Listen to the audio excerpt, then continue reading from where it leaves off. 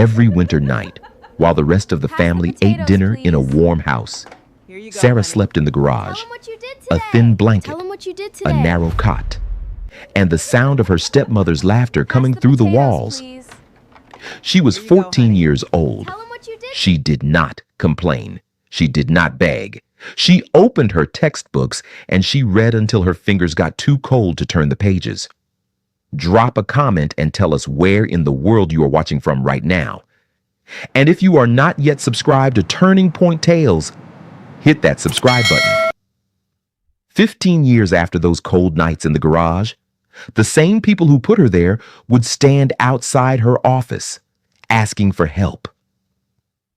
This is Sarah's story. Sarah was 11 years old when her father got sick. He was a quiet man, hardworking, the kind of father who came to every school play and kept every drawing Sarah ever gave him in a folder in his desk. He loved Sarah the way some fathers love their children, completely and without needing to say it every day. She knew. He got sick slowly, then fast, the way some illnesses work. He was gone before her 12th birthday. His wife Diane had moved into the house 2 years before he died. She had a son named Ryan, who was Sarah's age. When Sarah's father was alive, Diane was careful. The moment he was gone, she stopped being careful. It started with small things. Ryan's clothes were washed first. Ryan's dinner was served hot. Ryan's homework was checked. Sarah's was not. Then it became larger things. Her room was given to Ryan. He needed more space, Diane said. He was growing. Sarah moved to the spare room. 3 months later, she moved to the garage. Diane said, "It is only temporary. Until we sort out the rooms, it was not temporary." Sarah was 12 when she moved to the garage. She was 18 when she left, 6 years. The garage was not insulated. In summer, it was hot enough to make sleeping difficult. In winter, it was cold enough that she could see her breath. She had a cot, a lamp, a small heater that Diane gave her only after a teacher asked about the dark circles under Sarah's eyes. She ate what was left after the family ate. Sometimes there was plenty. Sometimes there was not much. She did not ask for more. She did her homework at the small table by the lamp. Every night. No matter what. Because she had understood something at 12 years old that some people spend their whole lives missing.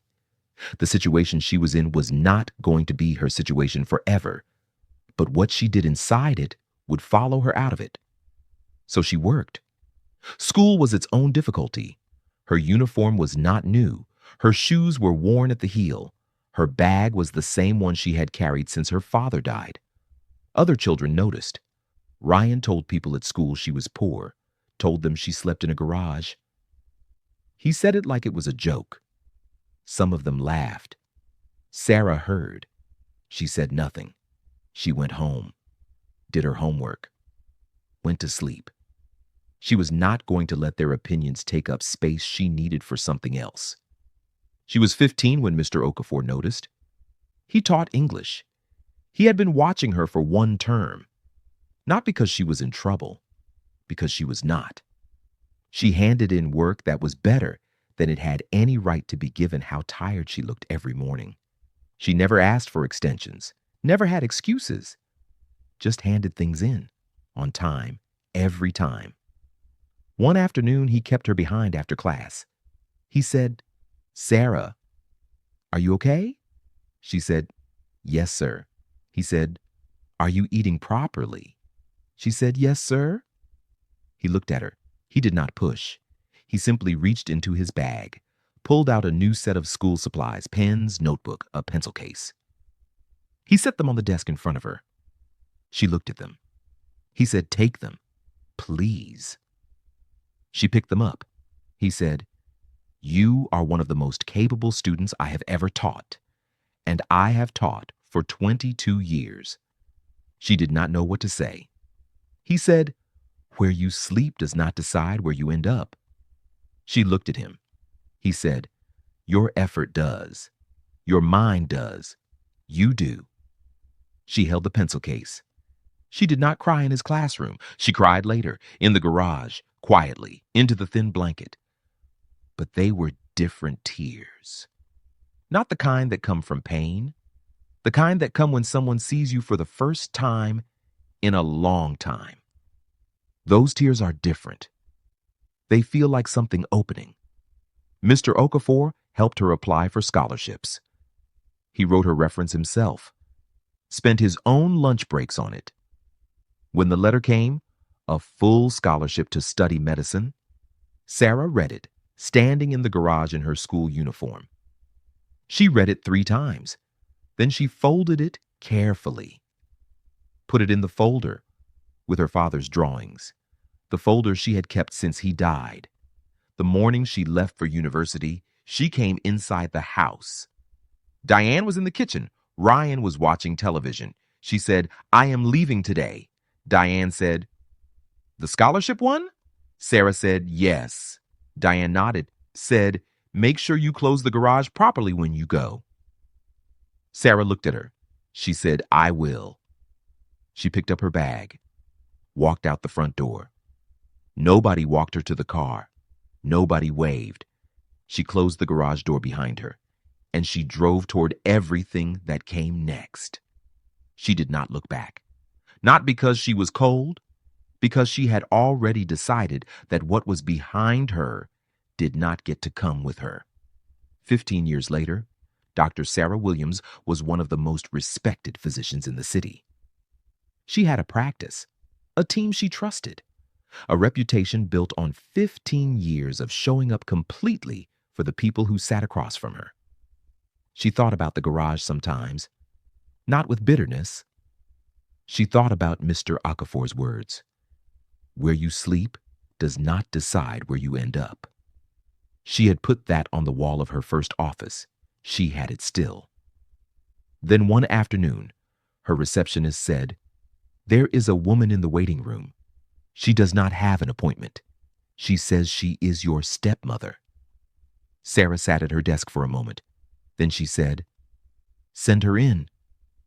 Diane came in looking smaller than Sarah remembered. She sat down across from Sarah's desk. She looked at the office, the certificates on the wall, the awards, the photograph of Sarah receiving an honor at a national medical conference. She looked at the woman behind the desk, the girl from the garage. She said, "I need your help." She said, "I am sick. I need a specialist. The best one in the city.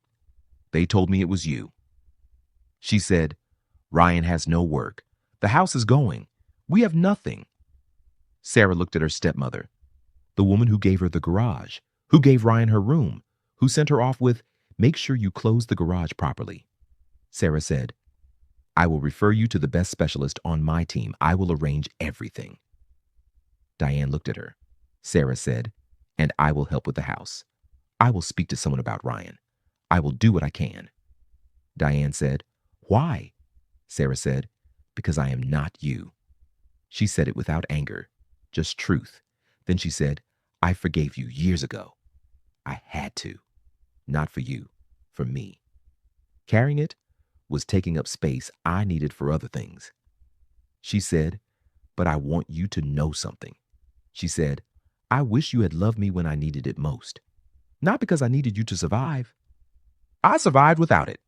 She said, "But there is a 12-year-old girl somewhere right now sleeping in a cold room, wondering if she matters." She said she does, and the people around her will spend the rest of their lives wishing they had told her so. Diane had nothing to say. She had not come with an apology. She had come with a need, but something about sitting across from the girl from the garage, the girl who was now this, reached somewhere in her that the need could not reach.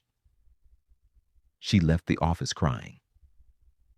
Sarah sat for a moment after she left. Then she picked up her pen and went back to work. The garage that held her pain became the reason she never gave up. Because every cold night she spent in it was a night she chose to open a textbook instead of giving in. Every morning she walked to school in worn shoes was a morning she decided the destination mattered more than how she got there. And every time Ryan laughed, and every time Diane ignored her, she made a quiet decision that their ceiling was not her ceiling. She built her own, high enough that the people who once looked down at her had to look up. And when they came to her for help, she gave it. Not because they deserved it, because she did. If you enjoyed this story, please like this video and subscribe to Turning Point Tales. We will see you in the next one.